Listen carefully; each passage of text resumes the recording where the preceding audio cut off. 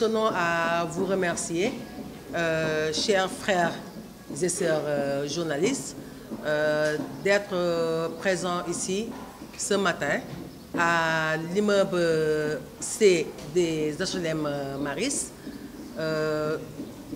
surnommé l'immeuble des Lions. Ce qui nous regroupe aujourd'hui, et c'est quelque chose vraiment de très important pour nous. Tout d'abord, je vais faire la présentation des anciennes gloires du Sénégal. Ces braves dames qui ont valu quand même à notre pays beaucoup de médailles. Voici Mamati, qui a été notre capitaine, Mamati Mbeng, 6 fois championne d'Afrique. Maïmouna Fall, aussi championne d'Afrique. Moi qui vous parle, Nathalie Sagna, 2 fois championne d'Afrique.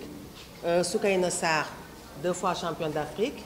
Khadissa Berek, 2 fois championne d'Afrique. Antessi, championne d'Afrique. Il y a la maman de feu Adama Diop, qui est ici présente aussi. Il y a la veuve de notre entraîneur feu Ousseinou Ndiaga Diop. Et ici, c'est le frère de Aminata Kane, voilà, qui est venu représenter sa sœur. Nous remercions aussi la présence de notre président, notre ancien président, M. Tandian, qui est venu quand même nous soutenir. Bon, depuis quelque temps, tout le Sénégal quand même ont constaté que la SNHLM quand même a demandé à tous les locataires de ce site de quitter. C'est vrai que, comme je l'ai dit, nous ne refusons pas de sortir.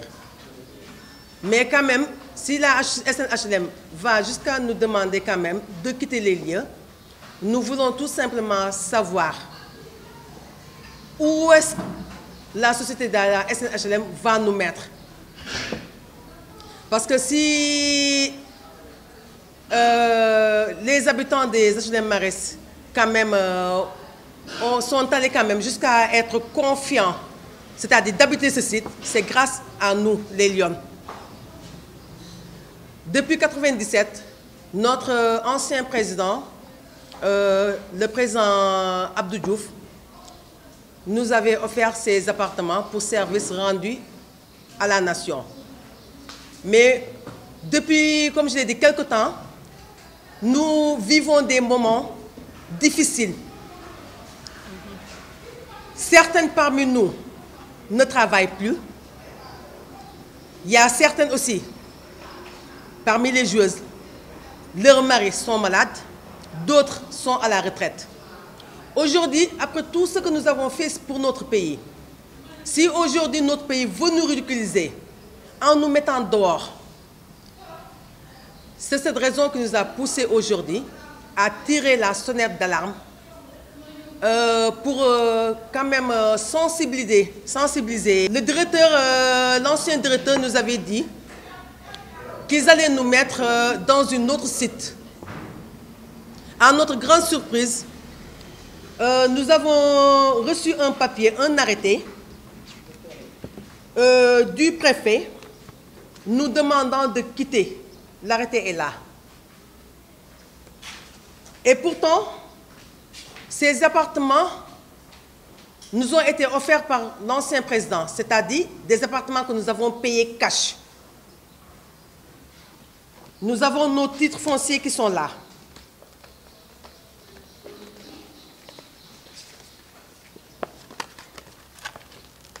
Donnés par la SNHLM. Aujourd'hui, si on va jusqu'à nous dire que nous n'avons rien ici, que ces appartements ne nous appartiennent plus, là on se pose des questions. Dans quel monde sommes-nous? Est-ce que nous sommes dans un pays démocratique ou pas? Et nous savons que le Sénégal est un pays démocratique. Nous avons confiance à notre président. Nous avons confiance à la loi de notre pays. La semaine passée, le collectif a été reçu. On leur a dit que le lendemain, que l'eau et l'électricité allaient être coupées pour nous pousser à sortir. Où sommes-nous? Dans quel pays sommes-nous? Est-ce que nous méritons ça, ce traitement-là, après tout ce que nous avons fait pour notre pays? Si aujourd'hui, tous les présidents qui sont passés par là,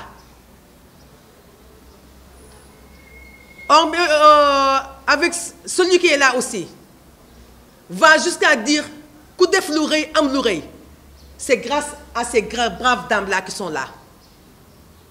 Est-ce qu'aujourd'hui,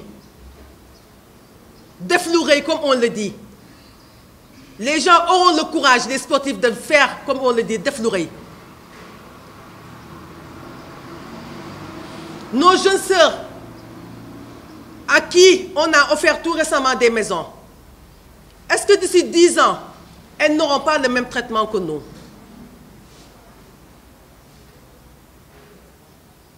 Au moment où le basket avait flanchi, nous l'avons redressé dignement, avec les armes à la main.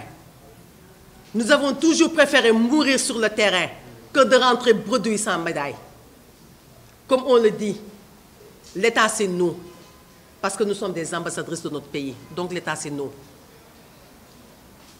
Alors, nous disons que nous n'accepterons jamais de quitter ces lieux, sans pour autant que la SNHLM n'accepte quand même de nous mettre quelque part, ou de signer des papiers clairs sur des bases claires. Il paraît que la construction va durer 7 ans. Et l'ancien directeur nous dit qu'il va nous donner 450 000. Mais 450 000, chers frères et sœurs, c'est juste, comment on le dit, une caution. Et d'ici 7 ans, qu'allons-nous faire? Si nos maris sont à la retraite, certaines ont leurs maris qui sont malades, certaines ne travaillent pas. Il y a des veuves ici. L'État ne devait même pas nous regarder comme ça. Je me souviens, dans d'autres pays, des joueuses qui n'ont amené quand même qu'une seule médaille d'or. On les a toutes trouvées du travail. Pendant ce temps, nous n'avons même pas de travail. On les a donné des maisons, des voitures. Nous, on nous a donné une maison. Et aujourd'hui, on veut nous l'arracher.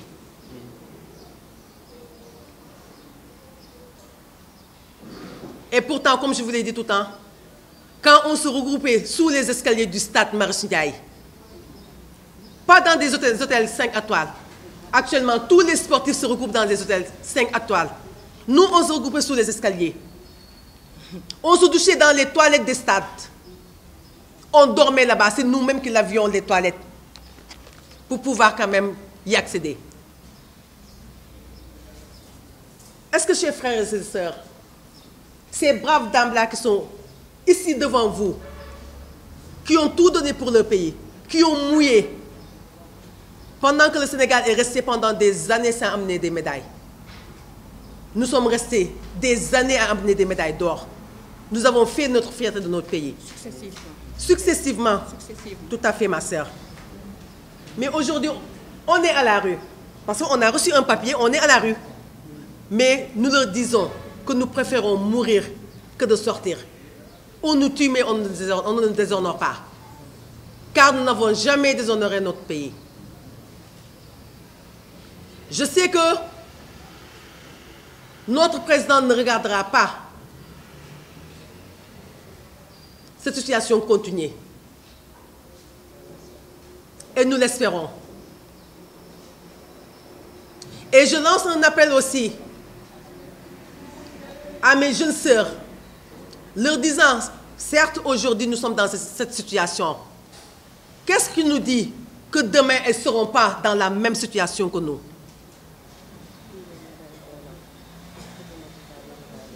Et pourtant, toutes ces dames-là qui sont là ont été décorées par l'État. Chevalier de l'Ordre national du Lion, officier de l'Ordre national du Lion, commandeur de l'Ordre national de Lyon, grand officier. Aujourd'hui, que nous servent toutes ces décorations-là. Nous restons des nuits sans dormir. Parce que le gendarme qui était venu nous a dit, ils n'attendent que les ordres viennent d'en haut pour qu'ils encerclent ce site. Est-ce que nous, on nous a une fois encerclés pour amener une médaille?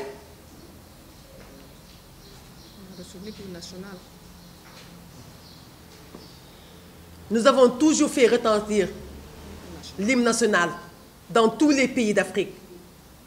Et ces braves dames-là, c'est la seule équipe qui a amené, qui a gagné une francophonie devant la France en finale.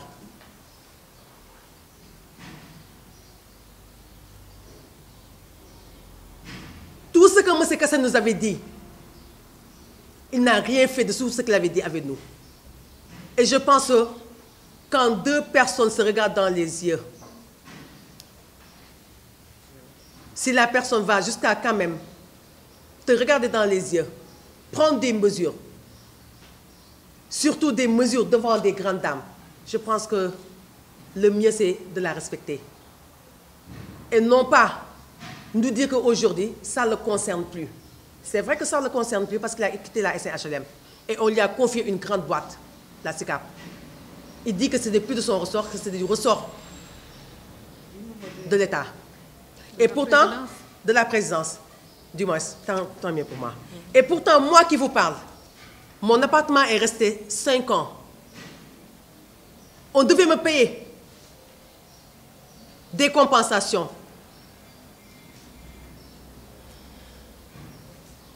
Jusqu'à présent, tout ce qu'il avait dit n'a jamais été respecté. Je pense que l'essentiel a été dit. Voilà. Je vous remercie.